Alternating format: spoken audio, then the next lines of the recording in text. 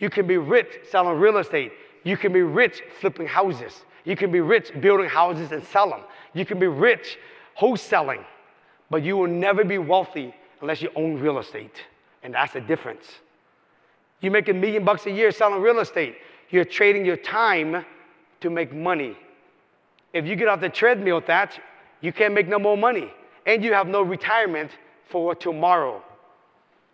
He said to me, set yourself up so that one day you can work if you choose to work. So go make your $1 million by selling real estate. Make your $1 million wholesaling in this room. Make your $1 million flipping houses, build new construction and sell it. Make your $1 million doing that. But own real estate. I want you to think about this, okay? Selling is trading time for money. If you die tomorrow, your family got nothing. If I die tomorrow, they got $100 million worth of real estate. And I came from nothing. And I built it from scratch. No investor. From nothing. If I can do it, everybody in this room can do it. I'm telling you guys, okay?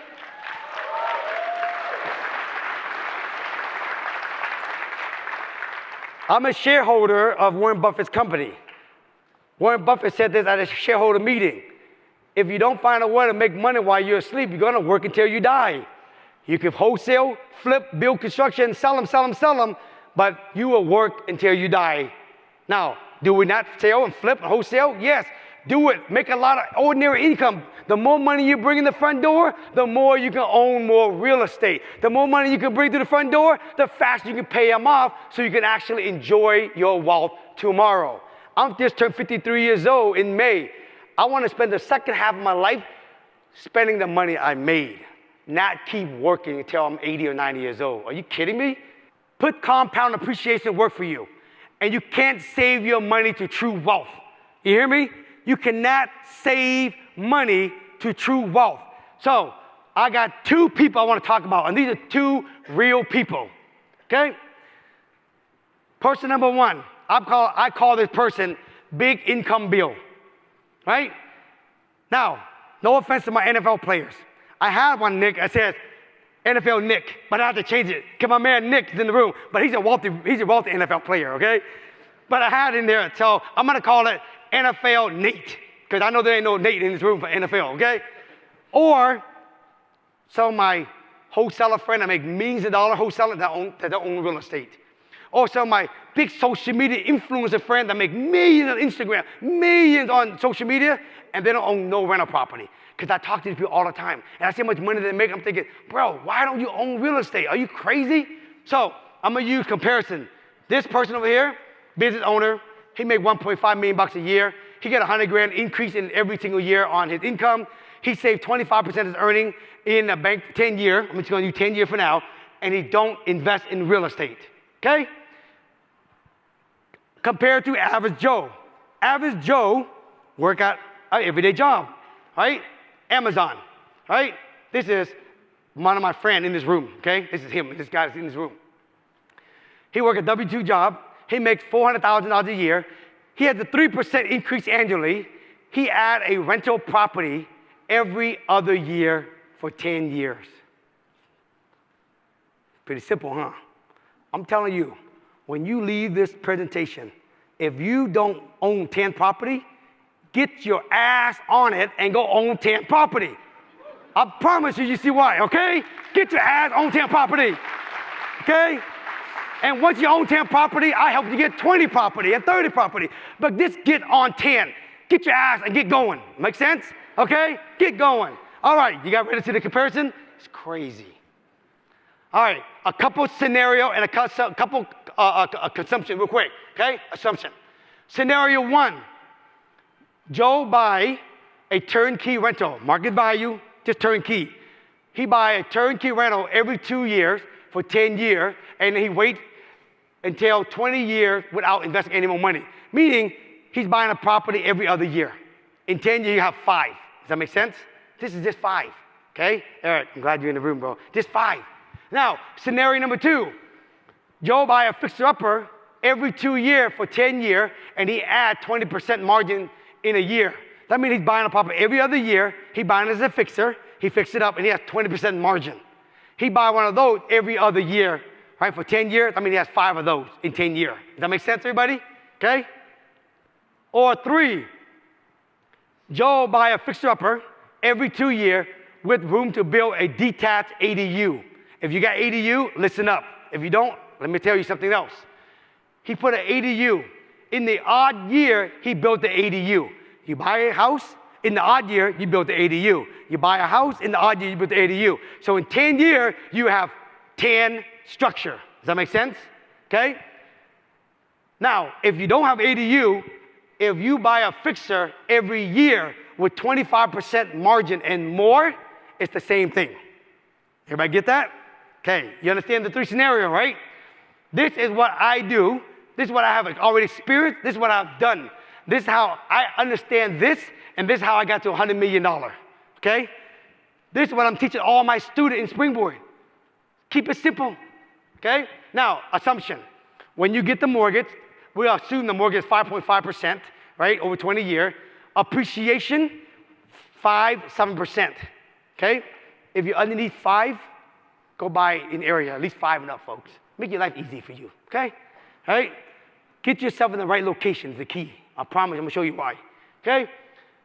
For each property, Joe put down 20% down on the cost of the home, including rehab if applicable. Now, where applicable, if you have an ADU, right, we teach them how to finance the ADU, and when you build it all out, you have so much equity, you can pull your down payment back out, and you can get your money back out, leave all the equity in there. So scenario number 3, right, you put 20% down. Now, in this scenario that I'm teaching you guys, I'm not even counting cash flow. And when I show you guys the next slide, cash flow is not even calculating this. It's all compound appreciation. Crazy, okay? Last, all right, I use the price of $700,000. That's the average price in Seattle. If your price in your area is $350, right, then you think $350 number, okay? All right, you gotta understand the assumption, right? All right, let's dive in. All right, let me talk about Big Bob Billy, Big Money Bob Billy, whatever the hell his name is, okay? All right, NFL Nate, right? Wholesale Willie, okay? Everybody, okay? Flippin' Fred, okay? All right, year number 1, he make $1.5 million. If you make that kind of money, with federal and income, you probably about 50% tax bracket. That means half of it go to Uncle Sam, right? That's why we invest in real estate. If he saved 25%, we talked about, in his first year, he has $187,000 in saving. Make sense?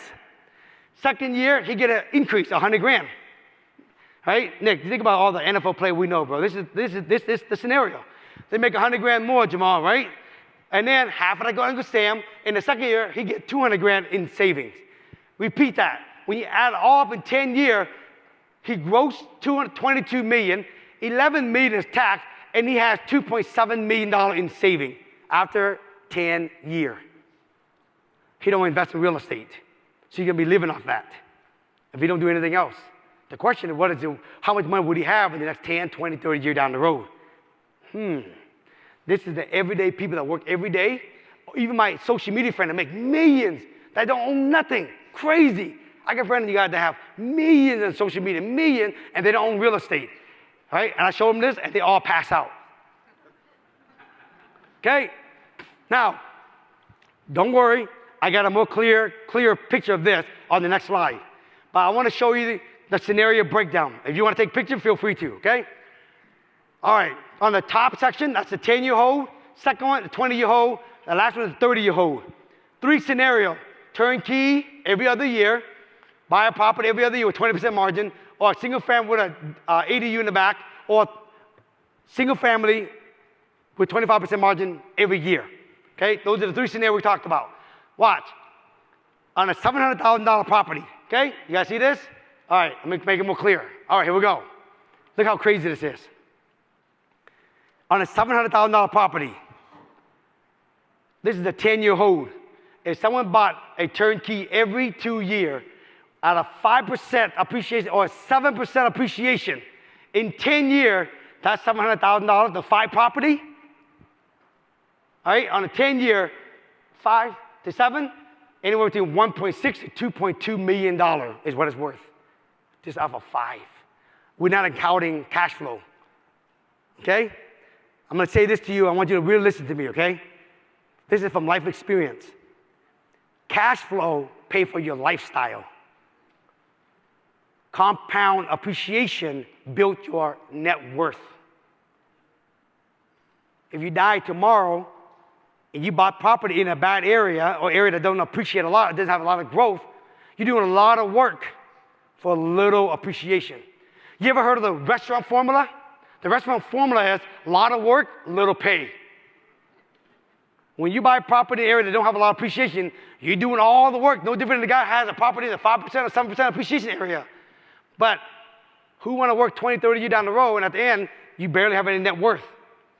The cash flow you have, you probably spent it already, buying something stupid, like I always say on social media. Now, look at 20% margin. 5 to 7%, 2.6 to 3.2 million off of 5, only 10 years.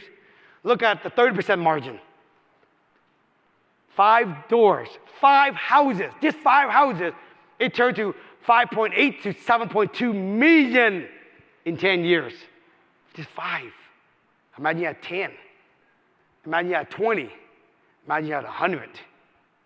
But I'm just talking about 5 for some of you guys to get started if you're not already started. Look at this.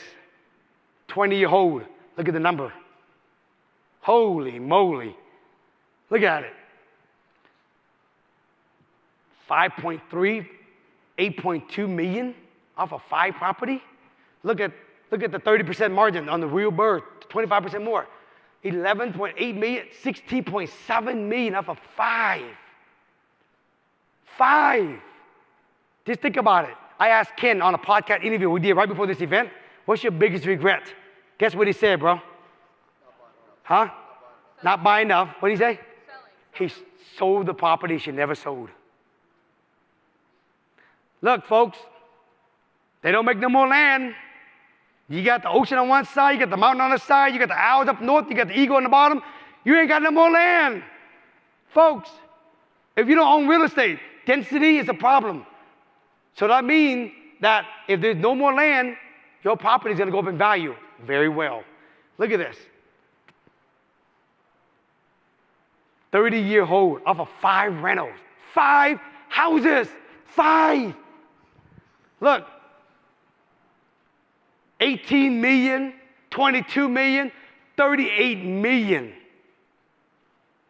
Now, you understand now how I have 100 million? I started this 35 years ago at 21 years old. My net worth came from compound appreciation. I got 100 grand a month in passive income. Some people say, man, with all that equity you have, you can get way more cash flow. You went somewhere else. Yes, but I wouldn't have the net worth. Seattle is strong. It's why I stay, why I go deep. This is out of 5. I have over 100 single-family homes, individual houses. I have a 100-unit apartment building. I have a 57-unit apartment. I just built a 32-unit apartment. I just finished building a 100-unit apartment building. This is just 5 single-family, folks. If you have 5 single-family, this is what can happen. This is the power of compound appreciation.